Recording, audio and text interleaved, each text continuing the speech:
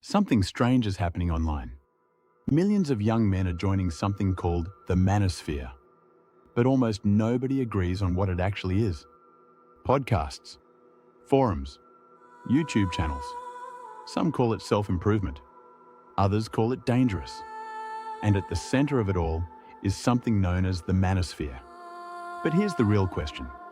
Why are so many young men being pulled into it? Because the obvious explanations might be completely wrong. To understand this, we have to step back and look at a problem almost nobody talks about. For most of human history, the role of a man was brutally simple. Protect, provide, build. A man's identity was tied directly to survival. You hunted, you were fought, you worked, your value was visible. But over the past few decades, something quietly shifted. Automation replaced physical labor. Education systems began favoring different learning styles. Traditional paths to respect became less clear. And many young men started feeling something they couldn't quite explain. Not anger, not sadness, something deeper.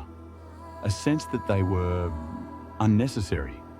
Now imagine you're a 19-year-old trying to figure out your place in the world. You go online looking for answers. And suddenly, you find someone saying things no one else is saying. They tell you your struggles aren't random. They're part of a system. You've been lied to. And in a world where most advice sounds vague and polite, that kind of message hits like lightning. This is the first secret of the Manosphere: clarity. Even if that clarity is controversial, people are drawn to it. Psychologists call this cognitive closure. When life feels chaotic, the human brain craves simple explanations. And the Manosphere offers a lot of them. But that's only part of the story. Because the real reason the Manosphere grows so quickly isn't the advice. It's the community. Loneliness among young men has quietly exploded. Studies across multiple countries show fewer close friendships, fewer romantic relationships, and fewer social groups compared to previous generations. In other words, many young men are navigating life alone. And when someone feels alone, they start searching for somewhere to belong.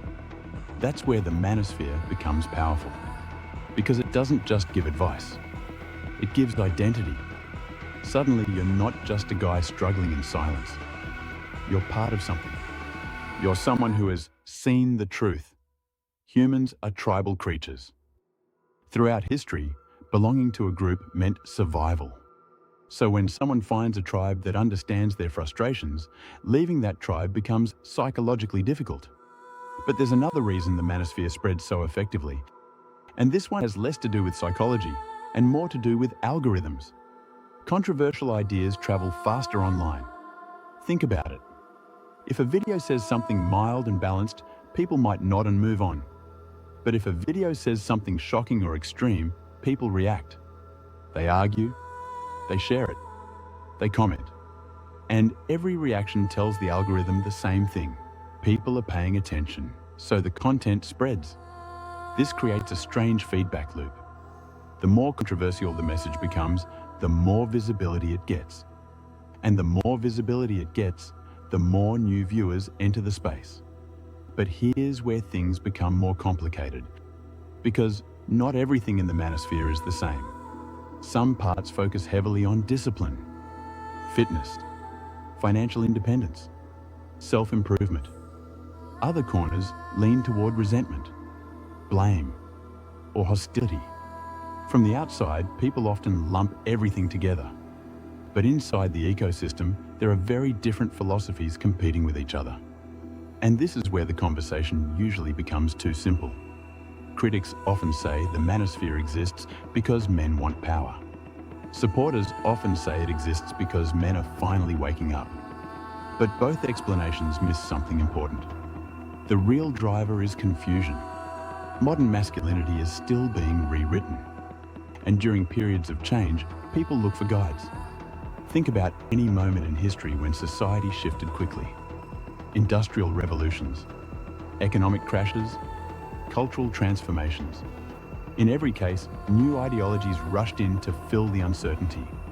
The Manosphere is just one of those ideologies. But here's the twist most people miss. The rise of the manosphere isn't just about men, it's about meaning. When people feel directionless, they search for frameworks that explain the world. Religions once filled that role. So did tight-knit communities. But in the modern world, many of those structures have weakened, and the internet stepped in to fill the gap. Which means the manosphere isn't just a collection of influences. It's part of a much bigger shift happening online. A shift where people build identities around digital tribes, political tribes, lifestyle tribes, philosophy tribes. The manosphere is simply one of the fastest growing ones. Now here's the uncomfortable question. What happens next? Because movements like this rarely disappear. They evolve. Sometimes they moderate. Sometimes they radicalize. Sometimes they fracture into smaller groups with completely different ideas. But they rarely stay the same. Which brings us to the real takeaway. The manosphere didn't appear out of nowhere. It grew in the space between what society tells young men to be and the reality they experience. When that gap becomes too large, new narratives rush in to fill it. Some of those narratives help people grow. Others trap them in anger. The challenge is learning to tell the difference. Because the internet is full of voices promising simple answers. But the truth about human identity has never been simple. And the more complicated the world becomes, the more tempting simple answers will always be. This is Cognitionary, where ancient wisdom meets modern psychology. If this made you question something you've always believed, stay curious. And if you want more ideas like this, you know where to find us.